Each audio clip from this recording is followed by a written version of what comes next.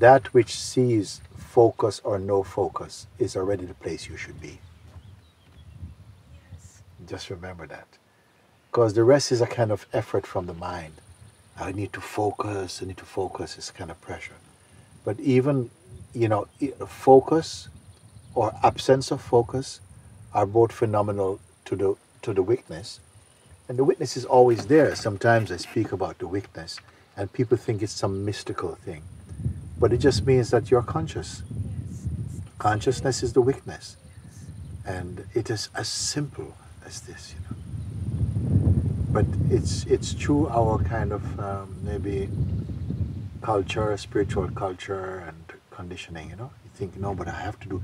And this I that feels I have to focus, I have to change, both that I and the trouble it's having are both on two sides of one coin. They're all associated with the mind and ego, And that which recognize them, you see, you only have to remember, but this is seen. If it's seen, what it means that from the place of seeing, that is the weakness. And the weakness has nothing to get. It just has to remember itself that what it is seeing, it doesn't need to identify that as itself. Because whatever the weakness is seeing is just traffic. It's just come and go. Even the one who says, I just want to focus, in a little while it's gone. It's gone. But you are not gone. As long as consciousness is here, that's what you are. When you say I, the indication of I is I consciousness, I weakness, I am witnessing. Whatever you see, whatever you perceive, whatever you remember, whatever you learn, whatever you think, whatever you experience, all of that is just sensations in the presence of the witness, who is the consciousness that sees them. It also is the cause of them. The witness is not personal, but the one who says, I just want to get better, I want to get nearer, this one is personal. The witness is impersonal. This fear has been coming up again by itself. Some state of deep fear is been coming. Yes. When I allow myself to stop or just before sleeping, and then I start to observe it with more distance. But before it felt like there is a sense that I am this person with a fear. Yes. I am a person with a strong fear, strong stress, and I have to do something. It's very normal. It's not natural, but it's normal reaction, because for so long we have lived with this false identity of being this person.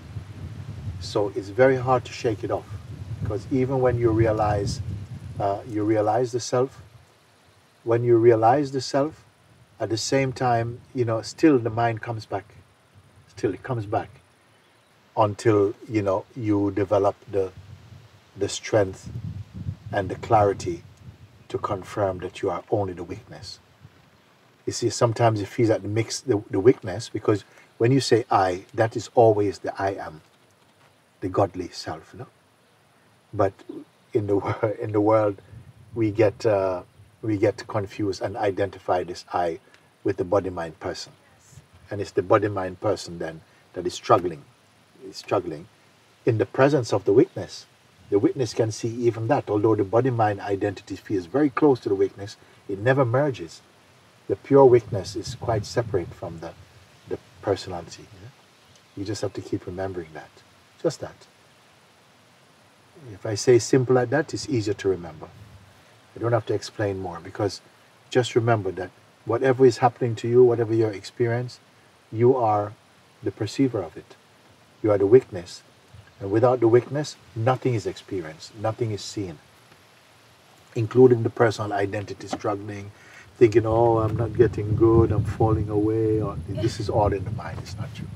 It's just the imagination arising in the witness.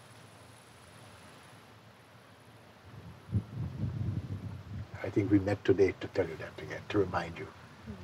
Because we get reminded and we forget. We forget, remind and forget. It's as though, somehow, somebody says, look at my pendulum, look at the pendulum, and you start to look and you forget yourself. But I feel bad that I keep forgetting after so many years, and then I feel... Yes, what actually is the one who forgets also is not true. because the witness is there already to say, look, this one is forgetting. And they forget also. You know, all of this thing is like a play of distraction. That's why it's called illusion. We are believing we are something that we really are not. You see? Oh, George, hey, muito obrigado. Yeah, we are, you know, we, the self, as the witness, somehow become like under a spell, and we think that we are the person, which is a conditioning, you know. You say, I see, I think, I do, I come, I go. Only the I is true. But the I go, I come, no, there's coming and going and there's moving, but the I is the witness. It's not the go, it never goes. It's always present in the waking state. When consciousness is there, that's you. When you're conscious, that's you. You cannot say these things without being conscious. The consciousness is you. But we begin to feel that the character are appearing in the consciousness is ourselves. Just this thing, not to talk any more than that. Just this thing is enough. It is enough like that. You just know, remember this, only this.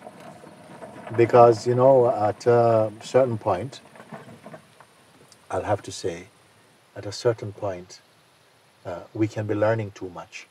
And our learning becomes a distraction. So you think, you know, you have to learn more and more and more. But the witness doesn't have to learn anything. But that is the paradox. And that is the mystery.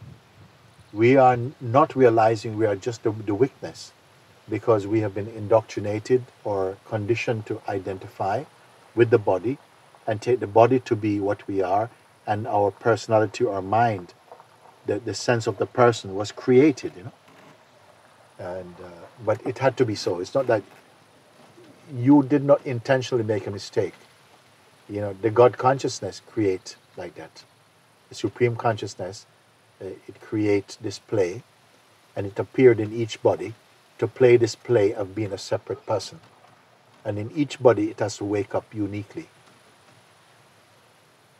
It's just so amazing. As you begin to understand, you begin to, wow, for so long I've been dreaming. And even now we say like this, a moment will come just like a spell, and you forget again, and you start to think and remember yourself as a person, behave again. And then this is why self-inquiry came to you. This is why satsang came, to help you to say, whoa, you keep forgetting yourself. I'm here.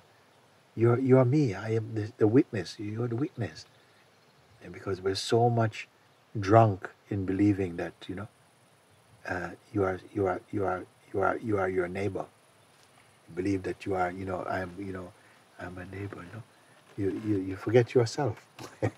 Yourself is a witness only. It's not a person, but it plays as a person in a manifestation, and yet at the same time the witness is never impure. He's always pure.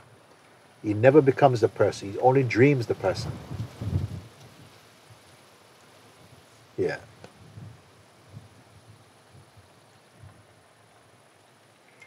I'll remind you again in another way. You'll hear. You'll come to see. Okay? Okay. Nice, Jyoti. So nice to see you today. I am so amazed by how kind you are. Just always so loving, you know, because this has been coming recently, because I was feeling like, okay, I'm not making effort, I'm not sitting enough, I don't know, something, but I'm just flowing, you know, with the life. Yeah, it's the dream that makes us feel like that. Actually, it's like the witness saying, oh, I'm not witnessing enough, and, you know, I'm not here enough. But yet, without the witness, there's no world, the witness and consciousness is the same thing. And the witnessing is an aspect of consciousness.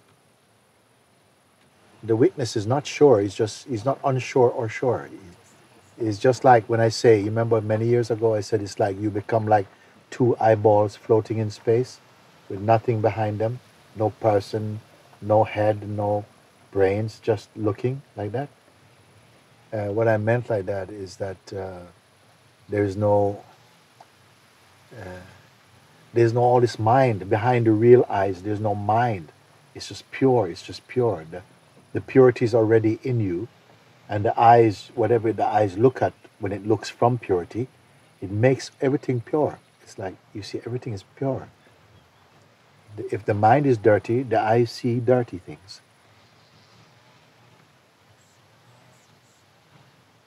That's why I even hesitate about this confidence. Yes, I'm so confident, I'm so sure. Even this one who's saying, I'm sure, another moment he feels unsure.